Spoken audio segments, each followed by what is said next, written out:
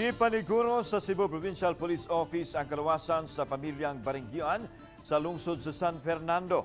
Human mapasakay og kasong robbery with double homicide ang upat ka mga polis ug usa ka dismissed policeman nga gitumbok nga mipatay sa magtiayong Maria Luela ug Peter Barangian.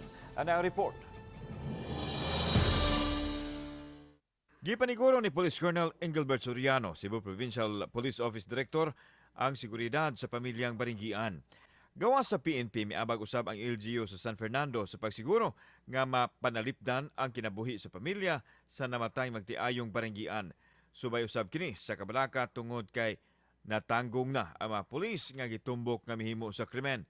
Naglakip kini nilang Police Staff Sergeant Rene Abelia Catamora, Police Staff Sergeant Junri Papaya Ipel, Police Staff Sergeant Junri Batubalonos, Police Master Sergeant Alvin Inad ug ang kanhi pulis nga si Esmeraldo Kelyusa. I heard from the Honorable Mayor of San Fernando that she has taken custody of the children, and because of that, we have added some security personnel for the incumbent mayor of San Fernando.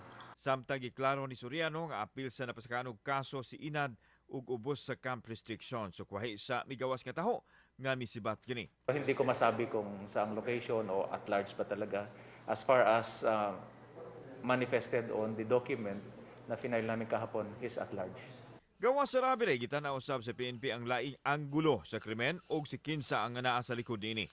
Mitahan ang mga akusado diin duha ang niangkon sa krimen pinaagi sa ilang extrajudicial confession. Kauban si Cleofer Lumayag, ako si Alan Domingo.